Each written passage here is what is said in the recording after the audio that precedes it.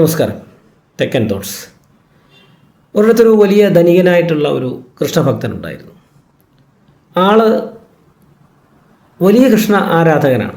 ഭഗവാൻ ശ്രീകൃഷ്ണൻ്റെ പേരിൽ അദ്ദേഹം വലിയ സദ്യകളൊക്കെ നടത്തും, വലിയ വഴിപാടുകളൊക്കെ നടത്തും, വലിയ ഉത്സവങ്ങളൊക്കെ നടത്തും. വലിയ രീതിയിലുള്ള പണം മുടക്കി അദ്ദേഹം കൃഷ്ണനോടുള്ള തൻ്റെ ഭക്തി ഇങ്ങനെ ആസ്വദിക്കും അല്ലെങ്കിൽ പ്രദർശിപ്പിക്കും. പക്ഷേ എന്തോ ഒരു പൂർണ്ണതയില്ലായ്മ അദ്ദേഹത്തിന് അനുഭവപ്പെട്ടുകൊണ്ടേയിരുന്നു. അദ്ദേഹത്തിനത് മനസ്സിലാകുന്നില്ല എന്താണെന്നുള്ളത്. ഞാനൊരു വലിയ കൃഷ്ണ ഭക്തനാണ്, കൃഷ്ണ ആരാധകനാണെന്നുള്ള ചിന്ത അദ്ദേഹത്തിനുണ്ട്. പക്ഷേ അതോടൊപ്പം തന്നെ എന്തോ ഒരു പൂർണ്ണതയില്ലായ്മയുണ്ട്. അങ്ങനെ അദ്ദേഹം ഒരു ദിവസം തൻ്റെ വില കൂടിയ കാറിൽ ഇങ്ങനെ യാത്ര ചെയ്യുമ്പോൾ ഒരു മനുഷ്യൻ റോഡിൻ്റെ ആ അരിക് തൂത്ത് വൃത്തിയാക്കുന്നത് കണ്ടു. ആളിനെ കണ്ടപ്പോൾ ഒരു പ്രത്യേകത തോന്നിയിട്ട് അദ്ദേഹം കാറിൻ്റെ ചില്ലൊക്കെ താഴ്ത്തിയിട്ട് ഈ ആളിൻ്റെ അടുത്ത് കൊണ്ടുപോയി വണ്ടി നിർത്തി ഇദ്ദേഹം എന്താണ് ചെയ്യുന്നതെന്ന് സാഗൂതം വീക്ഷിച്ചു നോക്കി. കൃഷ്ണൻ്റെ ഒരു ഗീതം പാടിക്കൊണ്ട് അദ്ദേഹം ആ വഴിയരികുകൾ വൃത്തിയാക്കുകയാണ്. അദ്ദേഹം വളരെയധികം ശ്രദ്ധയോടുകൂടി ആ മനുഷ്യനെ നോക്കി. എന്തൊരു ആനന്ദമാണ് ആ മനുഷ്യൻ അനുഭവിക്കുന്നത്. ഇടയ്ക്കിടയ്ക്ക് ഇങ്ങനെ കൃഷ്ണൻ്റെ ആ നാമമൊക്കെ ഉച്ചത്തിലൊന്ന് ഉരുവിടും, പിന്നെയും നല്ലൊരു ഗീതം പാടും. പക്ഷെ ചെയ്യുന്നത് അവിടെ മുഴുവൻ വൃത്തിയാക്കുകയാണ്. ആള് അത്ര മോശക്കാരനല്ലല്ലോ, ഇതാരാള്? അദ്ദേഹത്തിൻ്റെ അടുത്ത് ചെന്നിട്ട് ഈ ധനികൻ അദ്ദേഹത്തെ ഒന്ന് വന്ദിച്ചു. എന്നിട്ട് ചോദിച്ചു, അങ്ങാരാണ്?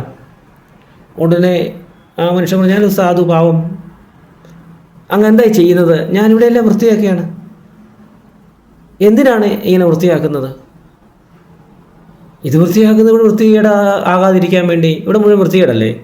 ആളുകളൊക്കെ നടക്കുമ്പോൾ അവർക്ക് കാലിന് ബുദ്ധിമുട്ടുണ്ടാകരുത്, ഈ പ്രകൃതിയെ നമ്മൾ സംരക്ഷിക്കണ്ടായോ?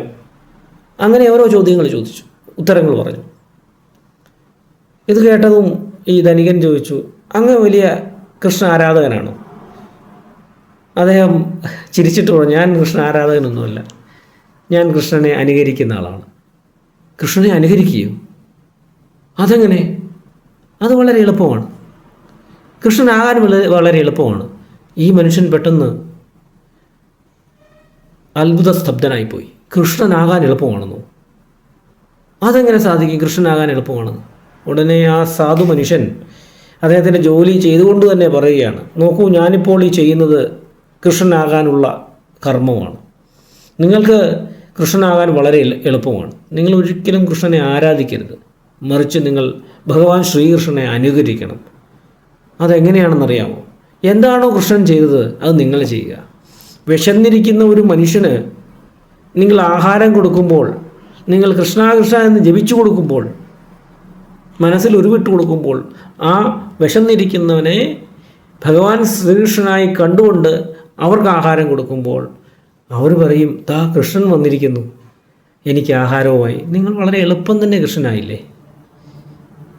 വേദനിക്കുന്ന ഒരു മനുഷ്യന്, അസുഖം കൊണ്ട് വേദനിക്കുന്ന ഒരു മനുഷ്യന് നിങ്ങൾ വാക്കുകൾ കൊണ്ടും ധനം കൊണ്ടും ശുശ്രൂഷ കൊണ്ടും നിങ്ങൾ ശാന്തി കൊടുക്കുന്ന സമയത്ത് ആ മനുഷ്യൻ പറയുന്നത് ഇങ്ങനെയാണ്, ദാ ഭഗവാൻ ശ്രീകൃഷ്ണൻ വന്നിരിക്കുന്നു എന്നെ ശുശ്രൂഷിക്കുവാൻ, എന്നെ സഹായിക്കുവാൻ, എന്നെ സ്നേഹിക്കുവാൻ. നിങ്ങൾ ആ വേദനിക്കുന്നതിൻ്റെ മുൻപിൽ കൃഷ്ണനായിട്ടാണ് അവതരിച്ചിരിക്കുന്നത്. നോക്കൂ, നിങ്ങൾ കൃഷ്ണനെ അനുകരിക്കുകയാണ് വേണ്ടത്, ഒരിക്കലും ആരാധിക്കുകയല്ല. നിങ്ങളുടെ ഉള്ളിലുള്ള ആ കൃഷ്ണഭാവത്തെ, ആ കൃഷ്ണനെ നിങ്ങൾ മനസ്സിലാക്കുമ്പോൾ നിങ്ങൾ സ്വയം ഭഗവാനായി മാറും. ഇതുതന്നെയാണ് തത്വമസി, അത് നീ തന്നെയാണെന്ന് പറയുന്നത്. അതുകൊണ്ട് കൃഷ്ണനെ ആരാധിക്കരുത്, മറിച്ച് അനുകരിക്കൂ. ഭഗവാൻ ശ്രീകൃഷ്ണനാകാൻ ശ്രമിക്കൂ. ആ കൃഷ്ണനെ അനുകരിച്ചുകൊണ്ടേയിരിക്കുക. അനുകരിച്ച് ആഗ്രഹിച്ച് കൃഷ്ണനായി മാറുക. ഹരേ രാമ, ഹരേ കൃഷ്ണ.